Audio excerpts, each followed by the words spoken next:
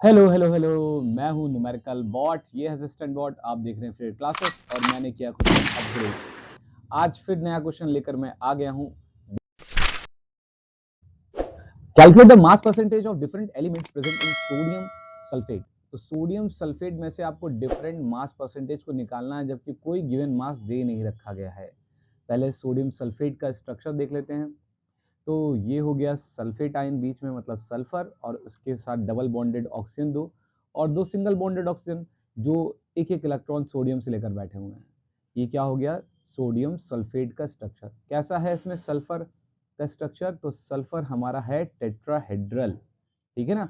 अगर आप 11th class में हैं तो आप इसको 4th चैप्टर में सीखेंगे, और अगर आप 11th को पास कर चुके हैं, 12th में हैं या उसके बाद हैं, तो आपको पता होगा कि टेट्राहेड्रल क्या होता है। ठीक है, अब लौटते हैं क्वेश्चन में। क्योंकि इसमें मास परसेंटेज के लिए कोई गिवन मास नहीं है, तो हम सोडियम सल्फेट का मोलर मास निकाल लेते हैं। तो उसी को फिर हम गिवन मास मान लेंगे। ठीक है, एक मोल का मास जो लेंगे वो एक गिवन मास हो जाएगा हमारा। तो molar mass of sodium sulphate will be given mass हो जाएगा हमारा। ठीक है ना?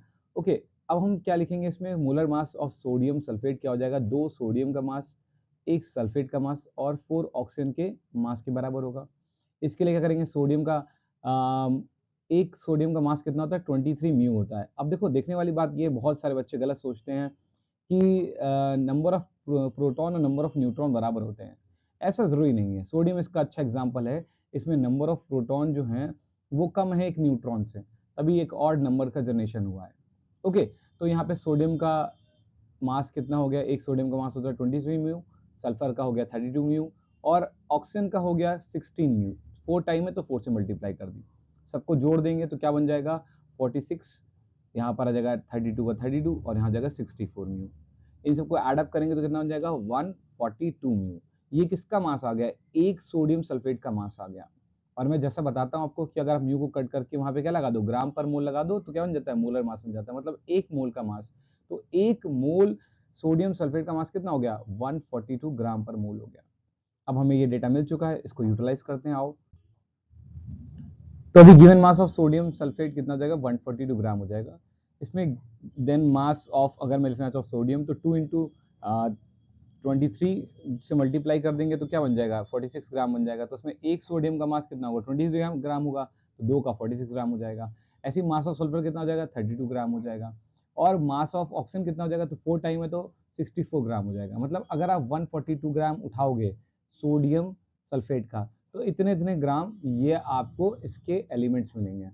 आओ, तो मास परसेंटेज ऑफ सोडियम निकालते हैं सबसे पहले।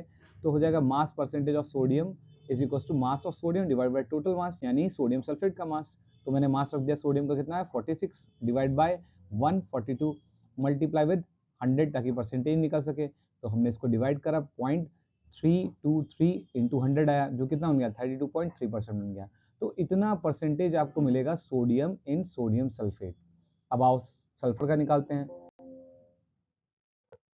सेम सल्फर के लिए करेंगे तो mass percentage of sulphur equal to क्या जाएगा? Mass of sulphur by mass of sodium sulphate into 100। Mass of sulphur 32। Same sulphur के लिए करेंगे तो mass percentage of sulphur equal to क्या जाएगा? Mass of sulphur by mass of sodium sulphate into 100। Mass of sulphur 32, 142 mass of sodium sulphate अभी हमने निकाला था, मल्टीप्लाई करिए 100 से, कितना आ जाएगा? 0.225। ठीक है ना? 0.225 इंटू 100 क्या बन जाएगा? 22.5%। ये आ गया मास परसेंटेज ऑफ सल्फर आपका सोडियम सल्फेट के अंदर। ओके, अब हम क्या करेंगे? अब हम निकालेंगे लास्ट चीज जो हमारी ऑक्सीजन बची हुई है उसको। तो मास परसेंटेज ऑफ ऑक्सीजन क्या हो जाएगा? हो जाएगा mass of oxygen by mass of sodium sulphate. 100 से मल्टीप्लाई, वही 64 रख दिया ऊपर, 142 नीचे, 100 से मल्टीप्लाई करी, काटा पीटा 0.450 और इंटू 100 आ गया। मल्टीप्लाई करेंगे 45% आपको मिल जाएगा ऑक्सीजन। तो आपने तीनों का परसेंटेज निकाल लिया। ठीक है ना? तीनों के परसेंटेज को निकालने को ही कहा गया था क्वेश्चन में कि आपको मास परसेंटेज कैलकुलेट करना था, आपने कर लिया। तो क्वेश्चन यहाँ पूरा हुआ। अब जाते थे आपके लिए एक सवाल। Who is father of Indian chemistry and why so? कौन है इंडियन केमिस्ट्री के फादर, और हम उन्हें क्यों बुलाते हैं फादर ऑफ इंडियन केमिस्ट्री? आपको बताना है मुझे। आपका इंतजार रहेगा कमेंट सेक्शन में। जल्दी से अपना कमेंट दर्ज करें और जुड़े रहे चैनल के साथ। Thank you so much for watching this video, और मिलते हैं किसी और वीडियो में।